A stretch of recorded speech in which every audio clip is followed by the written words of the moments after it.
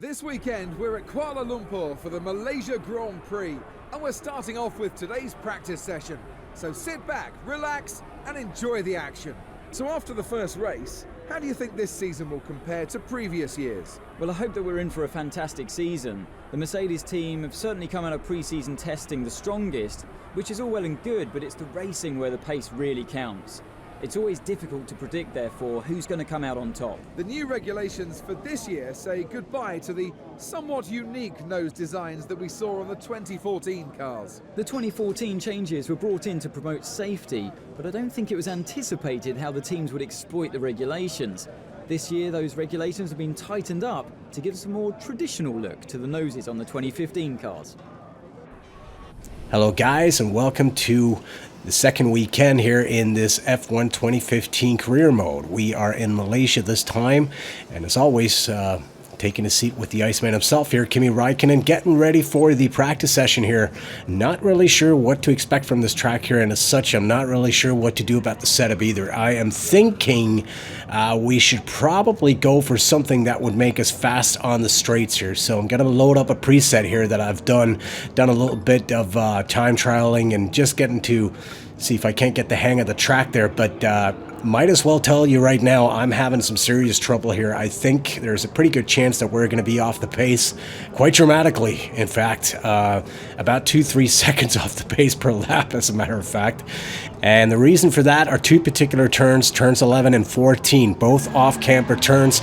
And well, they're difficult enough to start with, but the problem is in Cockpit Cam, they become even more difficult because the apex is very difficult to see from the Cockpit Cam, and as such, it's very difficult to spot the proper point of turn-in. The drivers are raring to go, and we're just waiting for the lights to go green to signify the start of the qualifying hour. Last year we saw a wonderful race here in Malaysia, and I'm expecting another fascinating weekend to come here in Kuala Lumpur. Well, there are at least 3 or 4 other drivers that could be strong contenders for a front row start tomorrow, so it's difficult to predict who will come out on top, but it's certainly going to be an exciting qualifying session today.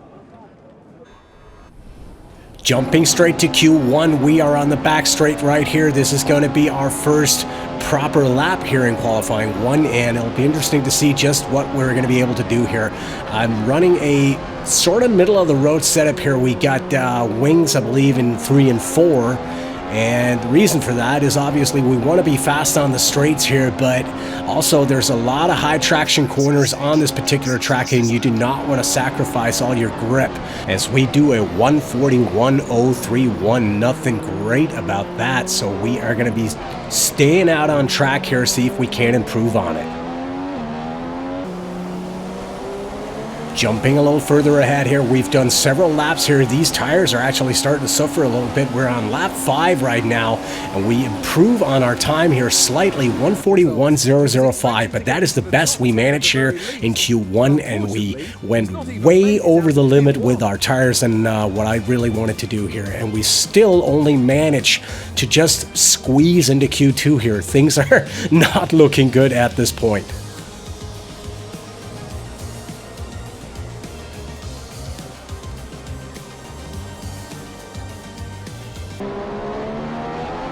Jumping ahead to Q2 here, just getting a head start on everyone else here. We are out on track very early, 142.54. That is a lot better than our Q1 time, so at least that's an improvement. But we are still way off the pace here, way down in 6th as we come around here for another lap. 139.710. At least that puts us beneath the 140 mark there. Obviously, that is an improvement. We're currently running in 4th here. We managed to get into Q3 fairly easily in this particular session as we finish with the 5th best time here in Q2. So, I guess there's reason for a little bit of optimism there. Maybe we're starting to get the hang of this track there. Maybe we just caught lightning in a bottle and that's the fastest we're going to go. It's going to be interesting to see which it is. Jumping right ahead here, lap 1 in Q3. We are going way slower than what we did in Q2 here, unfortunately. 1:49.47, nowhere near our Q2 time there, so that's kind of disturbing. And unfortunately, even though we stay out for several more laps, we are unable to improve on this time here and finish way down in 9th here. So not exactly what we were hoping for here for the Malaysian Grand Prix, and I fear that we're going to have a load of trouble here, especially on the long straights here. The way the AI handles in this particular game, it's going to be very difficult to keep the AI drivers behind us there. Good afternoon and welcome from Sepang for what is going to be a fascinating race. It's the Malaysia Grand Prix. Pole position can only be secured by one driver, and the lucky gentleman goes by the name of Nico Rosberg this weekend. You wouldn't bet against the German driver pressing his Mercedes to victory today. He's definitely going to be difficult to beat today, but anything can happen, so we'll have to keep a close eye on how this unfolds over the course of the race. Daniel Kvyat looks to have the upper hand on Daniel Ricciardo this weekend. He really is dialed into this track. Beware the Russian Crofty. He's on fire so far this weekend and looks to be able to get more out of that Red Bull over this circuit than Ricciardo can. Can he keep that going for the duration of the race though? So anyway, getting ready for the start here. Going to switch right to the grid. We have Hulkenberg on our left shoulder there, right ahead of us. Carlos Sainz directly behind us. And we managed to get a fairly decent start here. Obviously, we seem to be losing one or two positions as we are way down in P10, P11 right now. Ericsson passes us. I believe it was Carlos Sainz passing us. Somebody's sneaking up the inside there. Felipe Nasr, I believe it was. We managed to take back one position here into turn 1. Little bit of contact there with Carlos Sainz. We managed to squeeze down the inside there, up into 8th place, back into 10th, shifting positions back and forth here. Very chaotic at this point as we tuck in behind Hulkenberg here, coming into turn 3. Going for a little bit of a dive bomb there. That's going to end up costing us as we run wide into the corner, lose all kinds of positions again here. Carlos Sainz passes us. I believe it was Felipe Nasr as well, as we are back into P10 right now.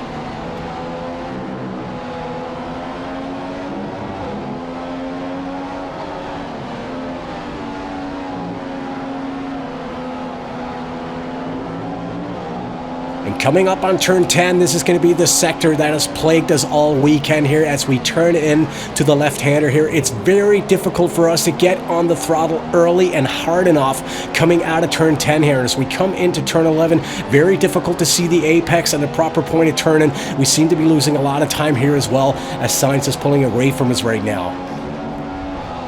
And turn 14, pretty much the same deal as turn 11 there. Very difficult to see the apex and the proper point of turn in there. Running a little wide there, almost losing the back end of the car. Verstappen is going to have a look down the inside of us there. Are we going to be able to hold him off? We seem to be pulling away here on the straight. He does not have the straight line speed right now, so at least that's a comforting thought, as hopefully we are going to be faster than the Toro Rossos here on the straights. So we lose a position here, but as you can see, somebody's in the pits right now. I'm not really sure who that is. We get the position back. We start 9th, and we are still 9th. Jumping ahead to lap 3 here, we've advanced yet another position. Again, a car has been into the pits to fix some sort of damage there that happened on the first couple of laps. So we've managed to squeeze out a position from that. We have Verstappen and Ericsson duking it out right behind us there. We saw Ericsson was trying to go down the outside of us there, but he had to back out of that one. So now Verstappen is back into P9 right now.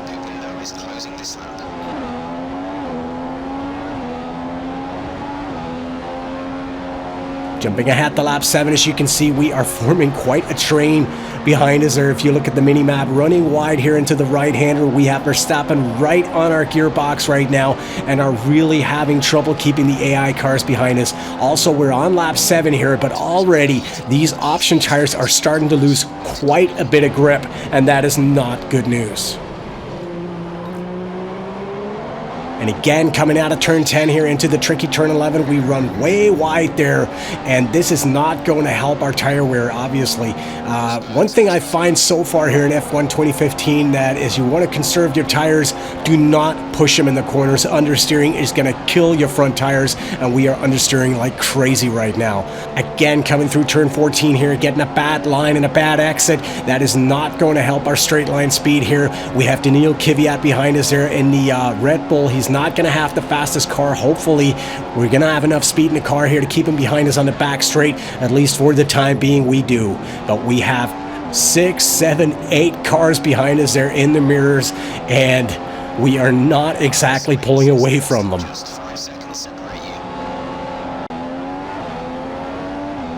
Skipping right ahead to lap 10 here, the tire wear is really starting to hurt us at this point, even more so. And the problem is we're on a 2-stop strategy here, meaning our first stop is not due to happen until lap 16, meaning we have at least 5 laps yet to do on these tires if we're going to be sticking to our pit strategy here. But I fear we may have trouble doing this, as I simply fear getting a puncture if we stay out on these tires for too long. And it appears that Verstappen is actually overtaking Kvyat behind us right now and is currently running in P9 trying to chase us down.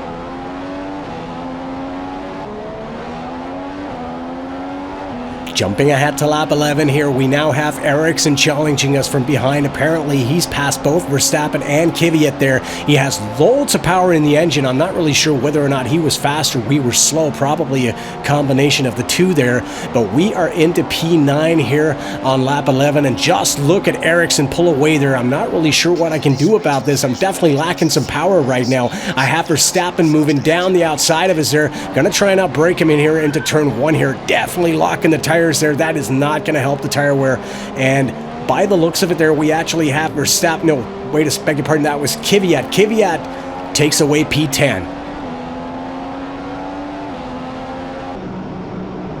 Jumping ahead to lap 13 here, we are going to be making an early pit stop, 3 laps early in fact here. We are going to be changing to another set of option tires here, and hopefully this should bring the speed back into the car here, because by default here, pretty much, we are off the pace. I am not very good on this track. I'm definitely suffering through the third sector there, but obviously driving on absolutely dead option tires is not going to help the effort anyway. Jumping to lap 14, Pastor Maldonado has been in to make his first pit stop as we are up into P19 right now, trying to chase down Merhi. Again, lacking a little bit of speed here. We are going to be going for the dive bomb here into the corner, and we make that move stick as we are up into P18 right now. But I think it's a little bit of a cause for concern that we are lacking that much straight line speed already. Jumping ahead to lap 16 here, yellow flag situation. The reason for that is Daniel Ricciardo has suffered a flat. You can see that his right rear tire there was punctured as we make up yet another position. We are into P16 right now, running wide yet again here, completely missing the apex of turn 11. And again, sector 3 really hurting us here.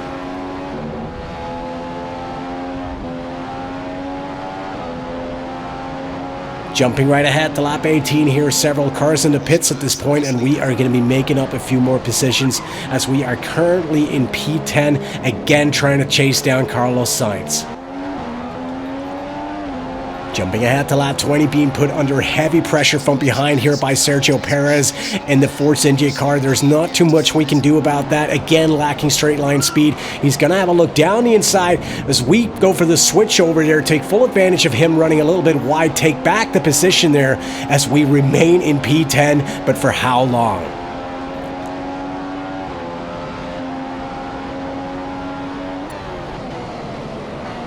Skipping to lap 21, we now have Romain Grosjean pushing from behind here as we lose the back end here coming out of turn 14.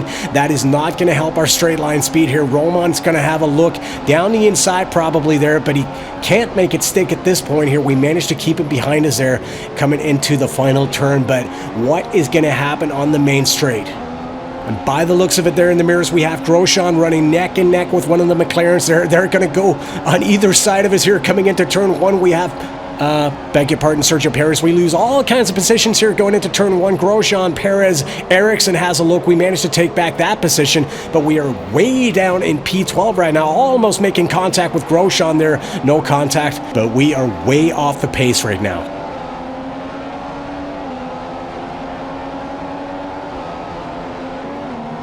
Jumping ahead to lap 22 here, again being put under all sorts of pressure here on the main straight. We have Verstappen and Kvyat duking it out from behind us here. Verstappen is going to have a look down the inside, trying to outbrake us here. Coming into turn 1, there's not too much we can do about that, but we end up losing the position there as we touch wheels coming into turn 1. They're trying to win it back here. A bit of a corner cut, but we actually managed to take back P11 there.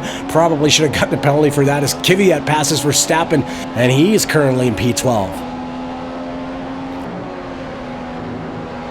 Jumping ahead to lap 23 here, getting a bad exit from turn 9 as we're coming up on sector 3 here. Kvyat is going to have a look down the outside there, and an impossible move ends up putting us off track. There goes the front wing. We have no choice but to go into the pits there, and we are going to be losing loads of time and positions here. I'm not really sure what Kvyat was thinking there, and wouldn't you know, he didn't even suffer any damage himself. Anyway, we end up coming into the pits here on lap 24 for our third stop of the race. We're going to be putting on the prime tire here along with a new front wing, and hopefully we are going to be able to finish out the race on this particular set of tires here, because that is going to be our only chance, if we're going to have any chance at all, of scoring any points here in this Grand Prix. Rejoining the track in P17. And jumping right ahead to lap 27 here, as you can see, we now have rain coming down as well, as if things weren't bad enough already. We are going to be making the switch for the intermediate tire here, but our engineer has told us that we are actually expecting heavy rain in a couple of minutes time here, so I fully expect that we're going to be in to make the switch for the full wet compound pretty soon. And as you can see here, lap 29, things are getting really bad, and we are coming in to make the switch for the full wets here on the end of this lap. And we've made sure that we've asked for this particular compound several laps ago here, because as some of you may or may not have noticed here, in F1 2015 you really need to give the pit crew a good heads up there before you actually come in and make the switch to a certain compound.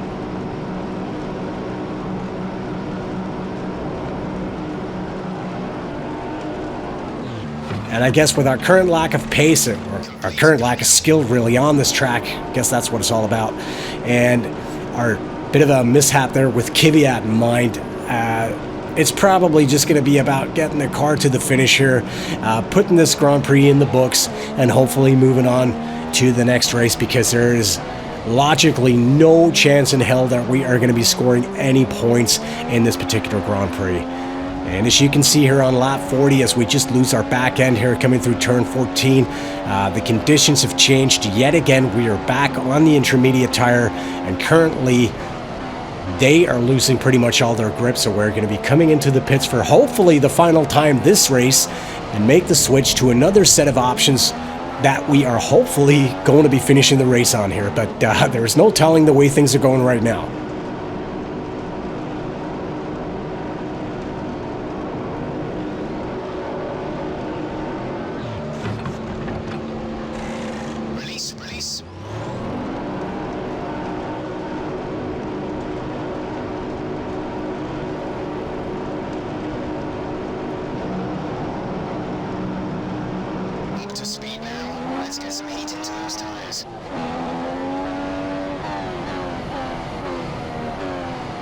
And as we jump right ahead to lap 54 here, Nico Rosberg takes the win here at Malaysia, lapping us twice in the progress here, meaning we are going to be finishing 15th here today due to 3 cars retiring. And my oh my, was this an awful weekend. I cannot wait to put this track behind me.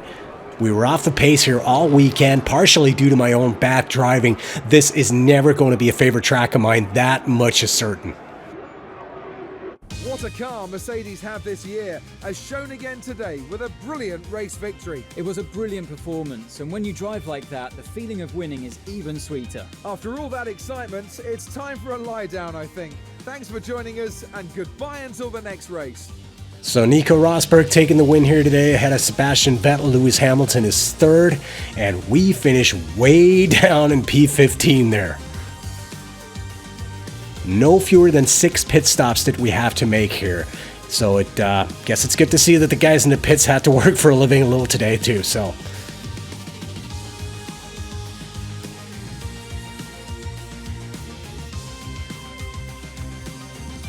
And as Nico Rosberg takes his second win of the season here, he is definitely heading the championship table at the moment. Felipe Massa is in second, Lewis Hamilton is third. As always, guys, if you enjoyed this, please don't forget to leave a like or subscribe to this channel for more F1 2015 action, and I'll be seeing you soon enough. Bye-bye.